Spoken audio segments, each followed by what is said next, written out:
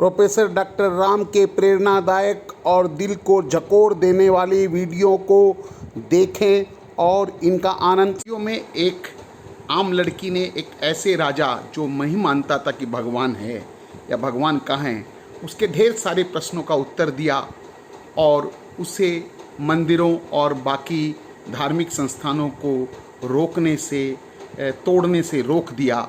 इस वीडियो को देखिए और प्रश्न उत्तर और इतना सुंदर अच्छे ढंग से उसने जवाब दिया है। ये बड़ा एक शिक्षाप्रद वीडियो। ले चलिए, मैं उनके प्रश्नों का उत्तर दूंगी।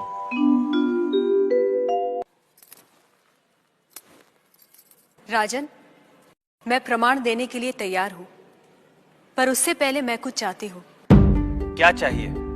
थोड़ा दूध।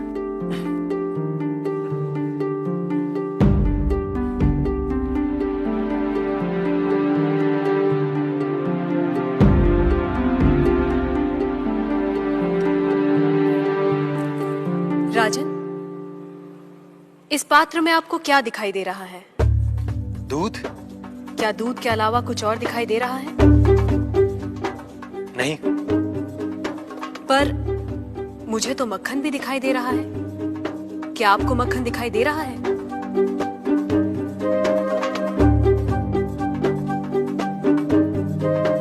नहीं। पर राजन, क्या इसमें मक्खन नहीं है?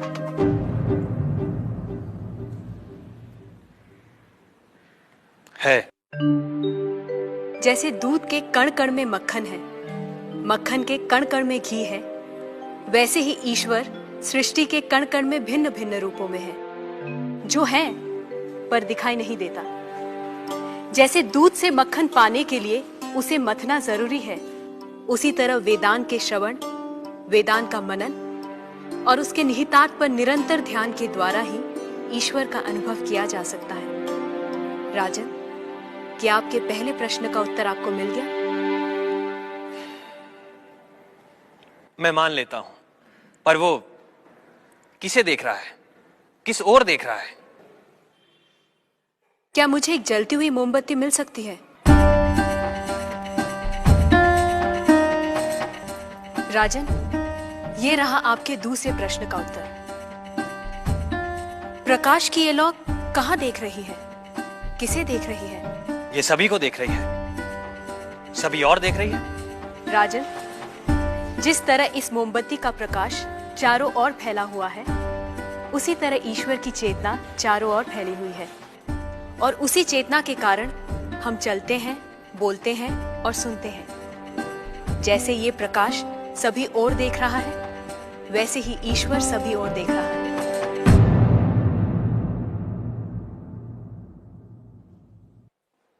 अब आपका तीसरा प्रश्न।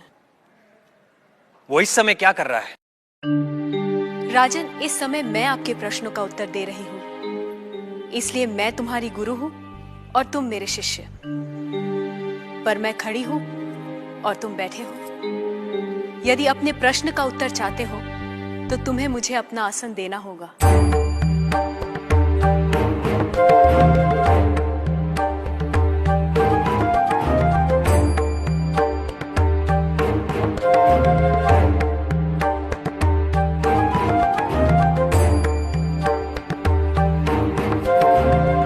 राजन, ये रहा तुम्हारे तीसरे प्रश्न का उत्तर। कुछ देर पहले आप सारे मंदिरों से मूर्तियां हटवाने का विचार कर रहे थे। इस समय आप ईश्वर के बारे में फिर से विचार करने लगे हैं। आप मेरे स्थान पर खड़े हैं और मैं आपके सिंहासन पर बैठी हूं। इधर एक राजा को सामान्य नागरिक का स्थान और एक सामान्य नागरिक को राज सिंहासन दे सकता है। ये आप देख रहे हैं। आप मेरे स्थान पर और मैं आपके स्थान पर बैठी हूं। ईश्वर इस समय ये करवा रहा है। उस अनंत और असीमित शक्तियों के स्वामी, जिसने ये सुंदर, अद्भुत, विस्मयकारी और महान संसार रचा है, जिसमें सूर्य, चंद्र, तारे, ग्रह, नक्षत्र अपने अपने स्थान पर स्थिर और गतिमान है, जिसके कण कण में एक व्यवस्था है। ऐसे शब्दों और ज्ञान से परे ईश्वर के लिए क्या संभव है? कहिए राजन, क्या मंदिरों से मूर्तियां हटवाई जाएं? मूर्तियां तो उस ईश्वर की प्रतीक है, उनका मूर्त रूप है।